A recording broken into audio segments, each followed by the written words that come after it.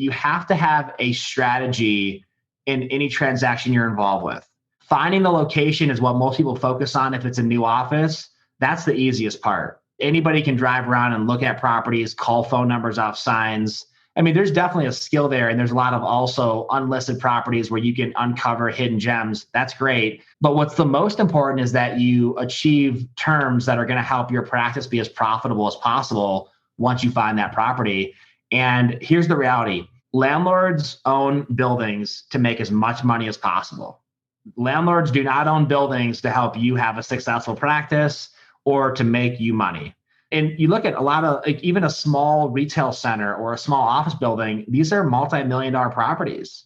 I mean, even a 4 or 5 tenant retail center is probably a $3 to $5 million building at the minimum. And so you start looking at that. If a landlord's got a couple $1 million on the line, and that's their business model, is to make as much money as possible through real estate.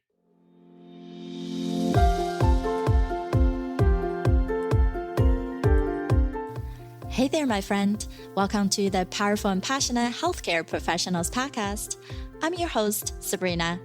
I am a cardiothoracic surgery PA with a background in public health and neuroscience. I'm also your peak performance coach. I had to say no to working extreme long hours where I was always on call and feeling exhausted, underappreciated, and undervalued, and said heck yes to a life and career that elevates my energy and passion without compromising my health and sanity. Now I'm on the mission to support ambitious healthcare professional like you with a demanding career to become a confident leader who are living purposefully and fulfilled to truly be both a powerhouse in your career and a passionate person in life. Let's start our journey today. Hi, everyone. How are you today? This is your host, Sabrina, for another episode of the Powerful and Passionate Healthcare Professionals Podcast. And today we have another exciting guest here with us is Colin Carr. He's the founder and CEO of Carr, the nation's leading provider of commercial real estate services for healthcare tenants and buyers.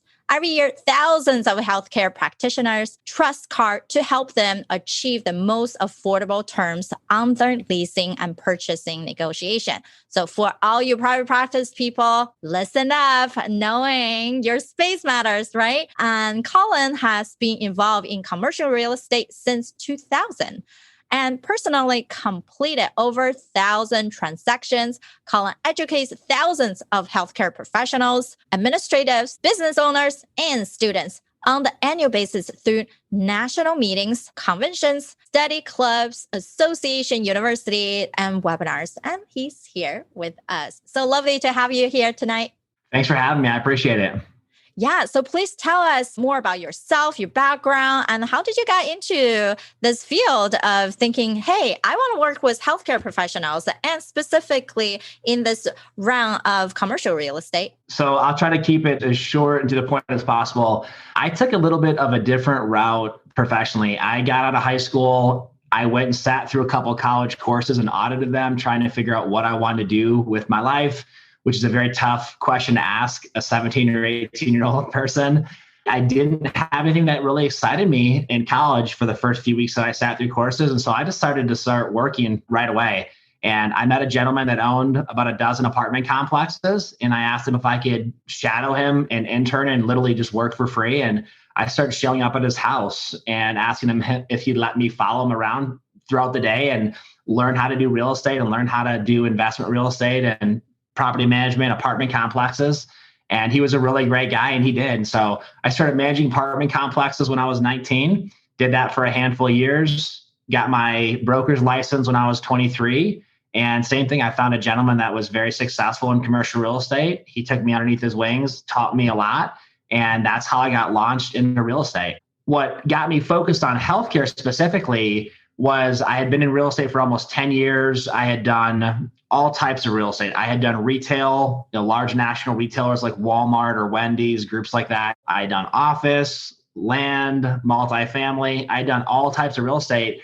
And I started picking up a bunch of medical listings where I was working for landlords and sellers. And I witnessed firsthand how much money doctors were losing and how badly they were being taken advantage of by very savvy professional negotiators that were the landlords. And I had a couple transactions where I was working on the landlord side. The doctors were unrepresented. They just figured they could figure it out and get it done. And I watched a couple doctors. I watched a plastic surgeon on one, and I watched a dentist on another one get completely manhandled by these landlords that were professional negotiators. And they lost literally hundreds of thousands of dollars. They overpaid by several dollars a square foot. They didn't get any concessions. And then they also lost out on other business terminology and considerations that they should have negotiated for. So I had a couple of deals where the landlord was really happy with us. We did a great job for the landlord. The doctor had no clue. And I just realized there at that moment that the doctors needed help. They needed someone to protect them. They needed someone to help level the playing field. And so shortly after that, I gave up every listing I had. And I went exclusively over to the tenant and buyer side. And I started the company, which is now our company called Carr. And all we do is represent healthcare providers. And we only do it on the tenant and buyer side. So we're not playing both sides of the transaction. We're only on one side, no conflicts of interest. And we focus on protecting healthcare providers and helping them to maximize their profitability through real estate. Yeah, that's amazing. Thank you so much for doing that. Definitely, I agree. We as a healthcare professionals are only trained be so good at taking care of your patients, all the clinical background, right? Like we know how to communicate with our patient, really trying to focus on them. But when we wanted to have something our own, right? Like, hey, now I'm calling the shot. I'm now with a big organization group who tell me how to do what to do. Now I have a baby, my own business, my own practice to serve my community. But that's very different level from administrative, from finding a space. Where to find this? What's a good location? Negotiating the pricing, the rent, right? Like I know even just friends who are dentists, chiropractor, they are in the same boat as well to make sure they're not having a bad contractor and bad owner where they have to go back and forth with the pricing. Thank you for that service. And what do you think for those who are wanting to start their business, start to looking into finding a space for them practice? What are some things they need to look into versus those who already have them practice in a set location? Is there anything to improve on? Yeah, absolutely. So first thing, you have the idea of finding the best location or being in the best property that makes the most sense, but then you also have achieving the most favorable terms possible. And whether you're just getting started with your first location or you're looking at doing a new office, additional location, or whether you're very established, you've got to always consider both. Is there a better location for you if you're established? Should you be purchasing real estate? Is it time for you to own?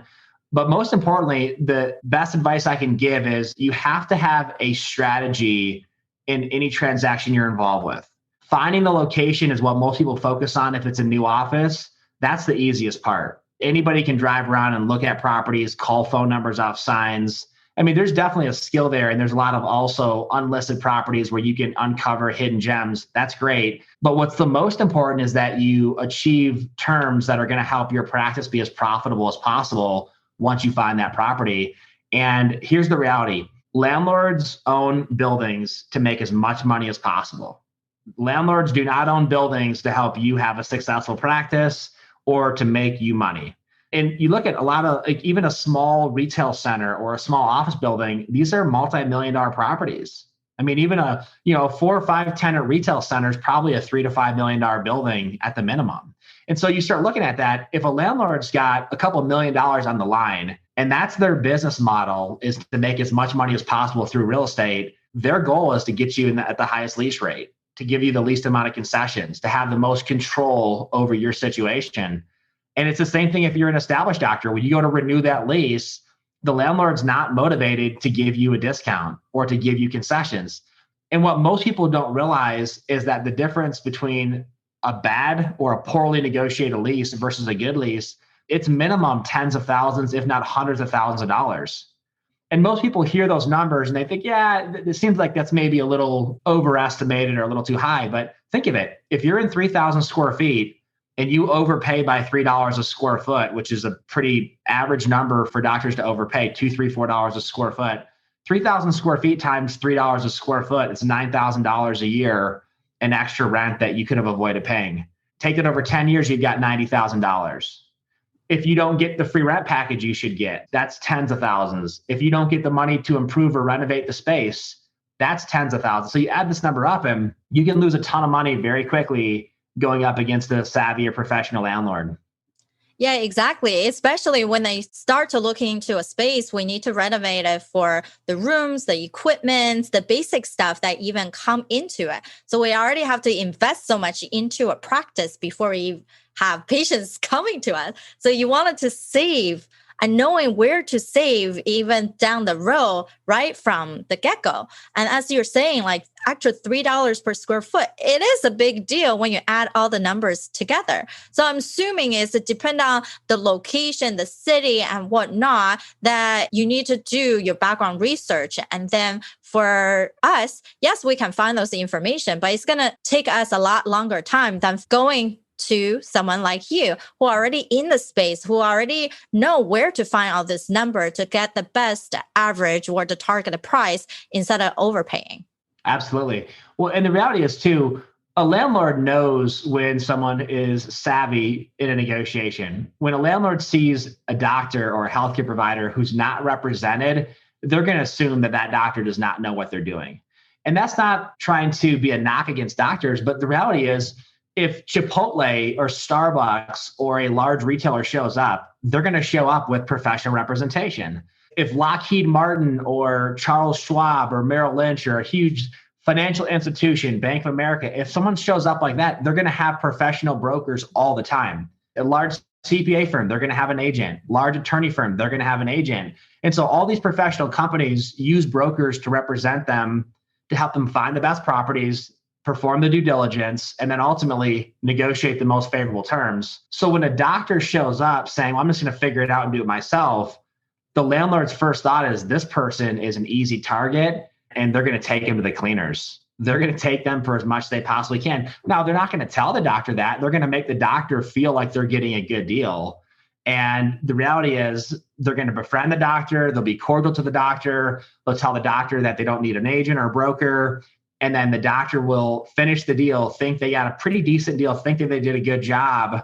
And meanwhile, the landlord is laughing all the way to the bank because in most scenarios, they got the upper hand big time and it's going to benefit the landlord hundreds of thousands of dollars, not towards the doctor. I totally agree with you. It's just the same concept as when people are seeking out help, even people who are like me. I focus on productivity performance for private practice and organizational leaders. So the concept can be, well, if I can just find this information anywhere, I don't really need someone to redirect me.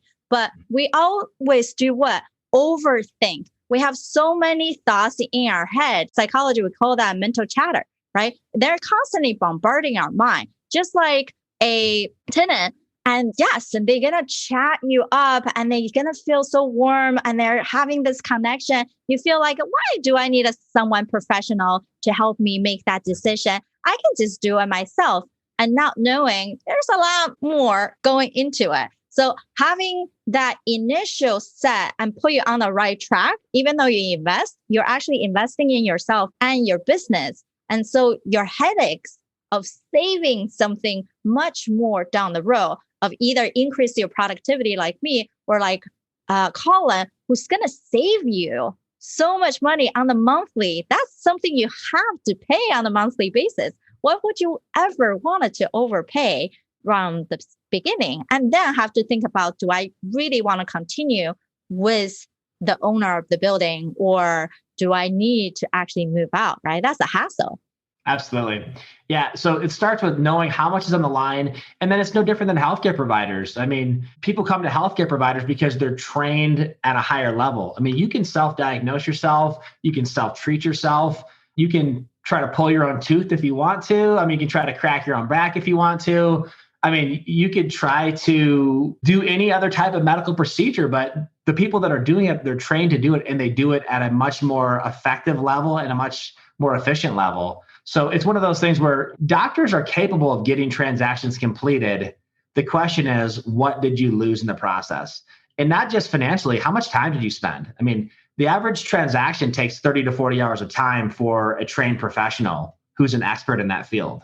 If a doctor goes and spends, or the administrator or the spouse of the doctor, if they go spend 30, 40 hours of their time doing something, they lost a significant amount of money where they could have invested their time somewhere else. Additionally, they probably lost tens of hundreds of thousands of dollars too. So it's kind of insult to injury. Not only did you not save money, you lost a ton of money, and then you wasted 30, 40 hours of your time in the process. It's just, there's no reason to do it. Right. That's the thing people have forgotten. What's the consequence of you spending those extra time?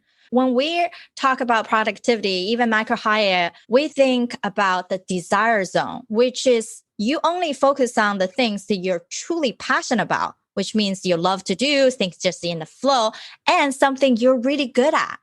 Right. And then you actually enjoy, you're interested in the topic, and you are doing your best at it. So if we are doing these ancillary tasks, like what our administrative can do, or when we can hire someone can do, guess what? You are doing the things that are necessary, but you might learn to be proficient, but you're not going to love it, enjoy it. So why give yourself the headache? And why saying yes to the things that are actually going to drain your energy, time, and what? Sanity. Absolutely. Yeah. I mean, the reality is landlord negotiations, it's a high dollar negotiation. You can get a lot of stress and you can get a lot of emotion involved in there as well. Even if the landlord's being respectful to you, which that's only a fraction of the time. A lot of times landlords just start pounding on the tenants and they don't care. But I mean, you don't want to be in that scenario. I mean, healthcare providers don't get into healthcare so that they can be confrontational. Healthcare providers get into medicine and healthcare so they can help people make a difference in people's life. And so one of the most common tactics for landlords during a lease renewal, which lease renewals are the number one transaction in commercial real estate. It's the doctors in a space, so the tenants in the space. It's time to renew the lease. Landlords love to make it uncomfortable for those doctors. They love to make it really uncomfortable. They love to show up with someone and try to show their space to somebody else during the day when they have patients.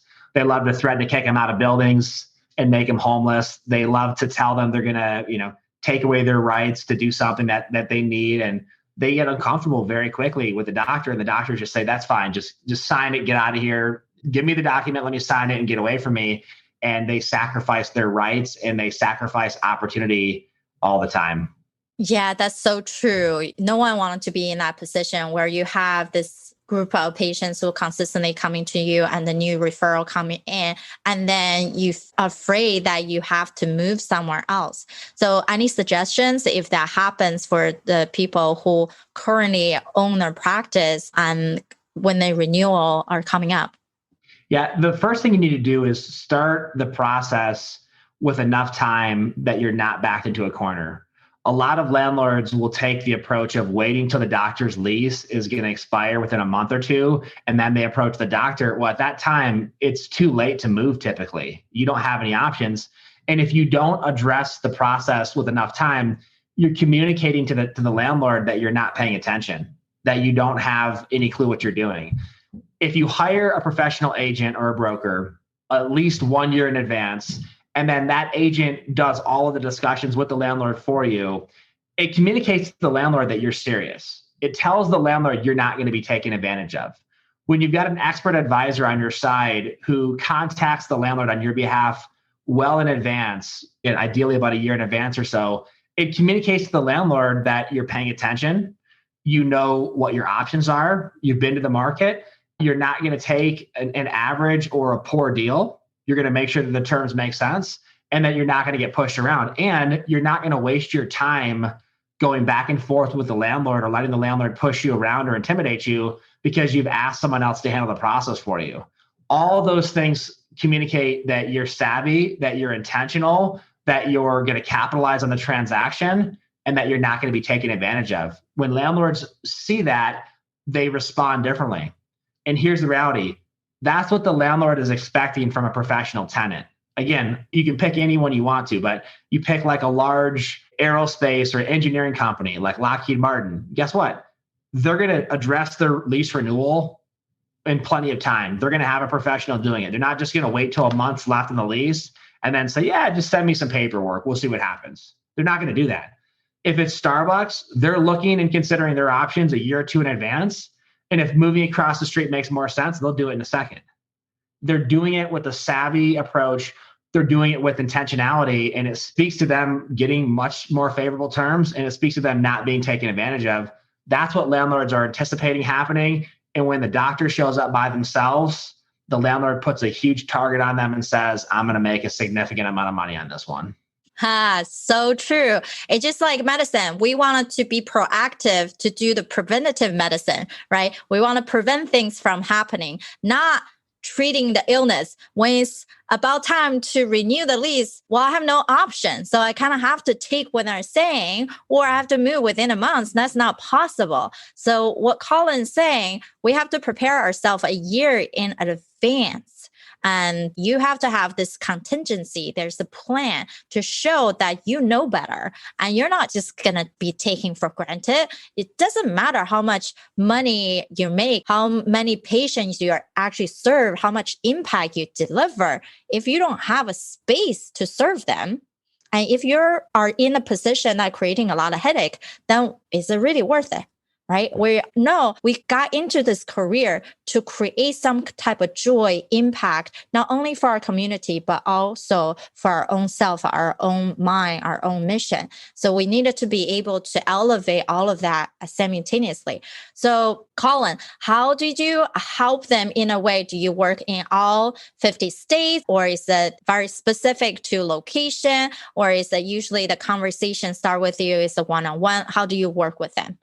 Yeah, so our company is national, and we do transactions in all 50 states. We're doing deals even in Alaska and Hawaii right now. So we're very active coast to coast, and we represent several thousand healthcare providers per year.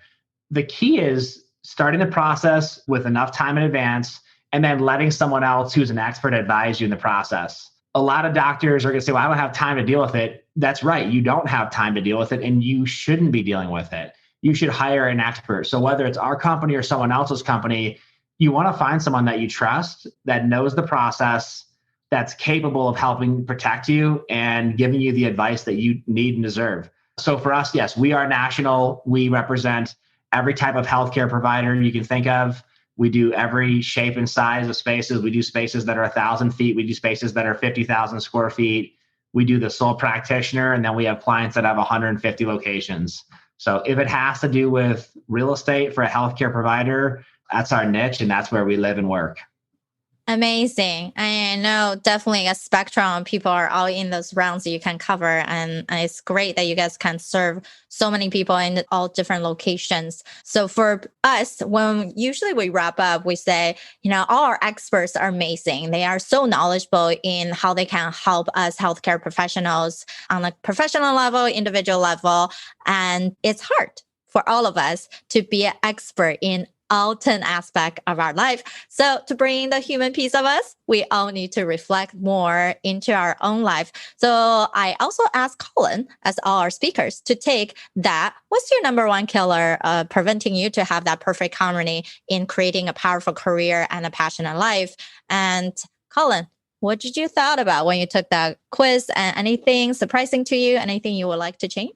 Yeah, I really enjoyed it. I enjoyed looking at all the different aspects because it's easy, as we talked about before, to charge really hard in maybe one or two areas and then just completely forget about other areas. I mean, it's easy for people that work a lot or that work really intently to stay as healthy or work out or exercise or eat right. For me, it just reminded me that I've got to stay very intentional and very focused in the areas that are the most important for me. And the number one thing that prevents me from doing that is trying to do too many things. And it's easy. Something comes up and it's like, well, I'll do that, or I can take care of this. And the to-do list just honestly never ends. And so for me, saying no to things is key. And that's been something that I've focused on this year, is just saying no to things that maybe are good, but they're not great, or that they can help people. But if I have a way to help more people in a different area, I've got to stay focused on the areas that have the most impact and influence for other people and also for myself. So yeah, it's a great reminder. To look at the whole picture. And yeah, I really enjoyed it. Awesome. So thankful for you to being so authentic and sharing that part. And just know, like, you're not alone. Most of my clients and all of us have that issue of setting that healthy boundary. That's why I focus so much on, like, can we identify that passion area of yours and efficient? Because otherwise we feel like, oh, do I miss out? If I don't do this for people, do I seem like I'm not a good person, or I'm not being effective with them, right? And all these questions pop out our head because we have all these little sabotaging talks of us. But it's okay, because we can master that and we can move forward, and just recognize that is a huge, huge part. So how would our listeners connect with you when they are either thinking about finding their new practice or fixing what they already have into a more stronger bond, so they can be more protected into growing their business? Absolutely. The best way to reach us is our website, and that is carr.us. So it's carr.us. On our website, in the upper right-hand corner, you can click to find an agent. We have agents across the country that focus just on healthcare, just protecting tenants and buyers. So the doctor, we have a free evaluation tool. If you want to look at how your current lease terms compare to the market, I don't care if you signed the lease a year ago, 5 years ago. If you just say, hey, listen, how did I do? Maybe you did it yourself. Maybe you had an agent or a broker, but you don't know if they really did a good job and you want to compare it to the market. We'll do a comprehensive analysis for free, no problem. If you've ever considered what it looks like to purchase, which, by the way, right now is a phenomenal time to consider purchasing. We've never seen interest rates this low, and there's a lot of motivated sellers and landlords out there that are concerned about the future and are willing to make a deal right now. So if you want to look at a purchase versus lease, we'll do that as well. And then we've got hundreds of educational articles on our website. We've got hundreds of photo albums of really cool, uniquely designed spaces if you're looking for some ideas on layouts or finishes. Tons of education, real estate glossary, FAQs. So we've got a lot of information to educate and prepare healthcare providers to make the most of their next transaction. Amazing. Thank you so much for being such a great resource and give us a lot to think about from this short time together. And I know everyone is going to want to check out your website. We're going to have that on the show note. Again, it's carr.us. And for anybody who loves this episode, please go to iTunes, leave us a review. We would love to hear from you. What are you best taking away are, and what other topics you would like to hear from us? And subscribe to the channel on your favorite platform devices. We're all of them. So appreciate your time for everyone who's listening in, and hope you enjoy our session. Until next week. Bye, guys. All right, my friend. How did you love this episode? Make sure to subscribe to our show so you can continue to build your positive intelligence for that beautiful mind of yours to live powerfully and passionate. I know this is just the tip of the iceberg. You probably have a lot more questions on actually how do I implement those things into my own life? Well, this is the solution. Joining us inside the private Facebook group, go to facebook.com/groups/powerful passionate, where I go live weekly to answer any questions that you have and continue to put more resources for you to help you to get to that point. You can be both powerful and passionate, where you're no longer working on any mundane work and truly focusing on the things that matter. You can be both powerful and passionate, where you can overcome any mental roadblocks keeping you from success. You can be both powerful and passionate, where you feel energized from the moment you woke up to the time you go to bed. Join me, and together we can create a life where you can be both powerful and passionate.